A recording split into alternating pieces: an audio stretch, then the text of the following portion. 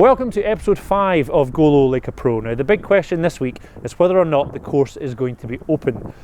The weather forecast is mixed, but it is also meant to be a little bit warmer. So why am I even mentioning the weather forecast?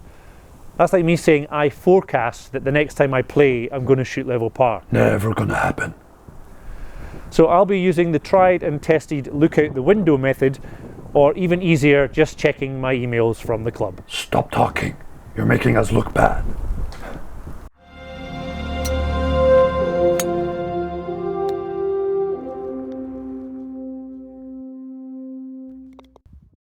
I'm here at the Kingsfield range. Now, after adding in so many new things to my practice last week, I wasn't planning on being here or showing you anything new this week, but here I am. Not working on anything new, but working with something new. So you might remember that I've been waiting on a couple of wedges. Not anymore. So as I learn more about social media and YouTube and such, I'm pretty sure that what's about to happen is known as an unboxing video. And I promise you it has nothing to do with Rocky. For those of you that are even less au fait with this stuff than I am, it's essentially a video where someone takes a new product out of a box for the very first time. So yeah, let's do that.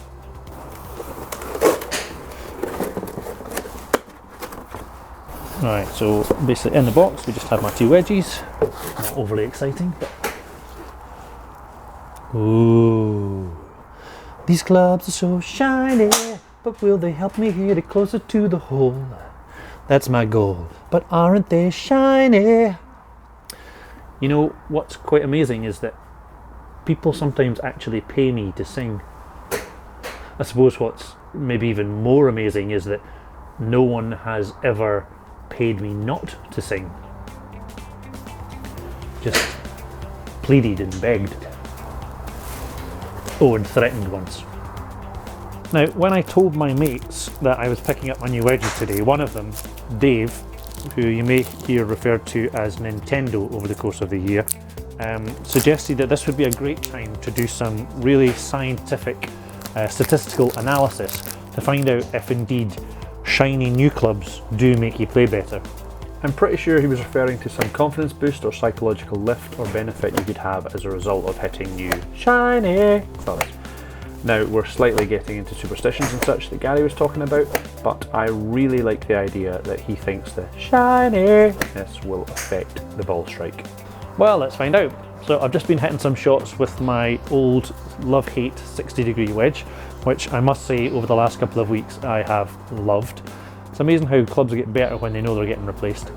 And also my sand wedge, which are the two clubs that are about to be retired from the bag and will be on eBay shortly. So now it's time for the first few shots with these shiny, sexy bad boys, which I should tell you are tailor-made milled grind 2 wedges.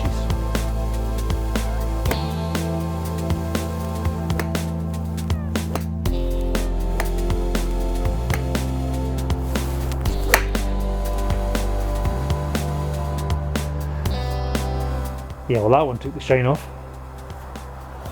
Long story short, I've hit some amazing shots with my new irons and I love them, but I'm afraid there is absolutely no evidence whatsoever to suggest that the shininess of the new clubs has any effect on the strike. I'm sorry, Dave, evidence or not, you're just going to have to tell your fiancée that you want to buy a new driver. I'm really not convinced that the science of shiny was ever going to convince her anyway. Now, I was chatting with Tim again this week and he was saying the swing is looking better, but he wanted more footage from the side to see if the left arm is staying straight at the top. So here's a few of them with different clubs. It looks straighter to me, maybe not quite straight right at the top, still a wee bend there, but going in the right direction. And other than that, nothing new. I spent the rest of the session still working on grip, overswing, keeping that left arm straighter and increasing width. Now, I must say, on reflection, I'm pretty glad that I didn't opt for the full-on musical number, complete with light show and homemade sequin crab costume. Pretty sure you are too. I feel it only makes sense to continue trying out my new wedges by using them for chipping practice. So I've got my 60-degree wedge here, and I'm just trying to get a feel for it whilst I'm still trying to get used to Big Phil's hinge and hold technique.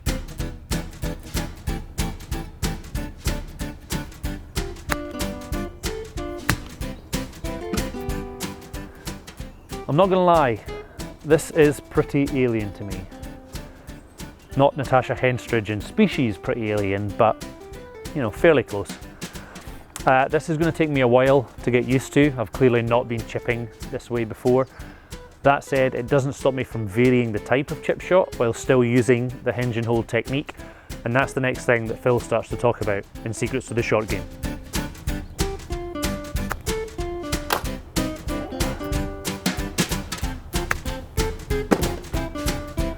So as promised, the next stage of Phil's chipping lessons looks at 3 different ways that you can get more height on your chips, bring the ball in softer and stop it quicker. And that's what I'm going to be looking at this week.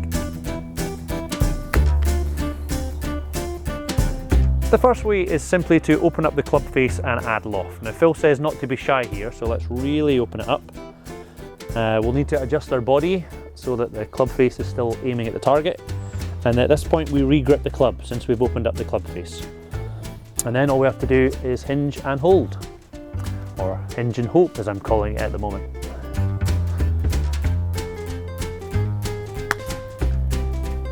For a good reason. The next 2 ways are essentially continuations of everything we've just done, only we're going to add in a little something extra both times. So we start, as we did before, we open up the club face, we adjust our body so we're still aiming at the target, and we re-grip the club. Now, before we hinge and hope, what we're going to do is we're going to put our weight forward. Now I don't mean forwards over the ball, but forward into your front foot, which for me is my left, and we put the ball further forward in our stance.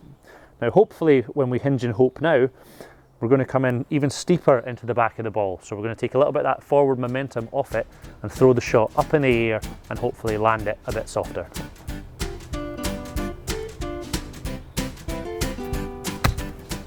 Or we could shank it, you know, either or. The last way is to do everything I just said, except that this time we're not even going to try and hit the ball. We're going to play this chip shot like a bunker shot and aim to purposely come into the ground a couple of inches behind the ball. That's really going to remove the forward propulsion off the shot. It's going to throw the ball way up in the air, land it soft, and stop it pretty speedy. I mean, not Speedy Gonzales when he dressed up as a girl mouse, pretty speedy, but fairly close.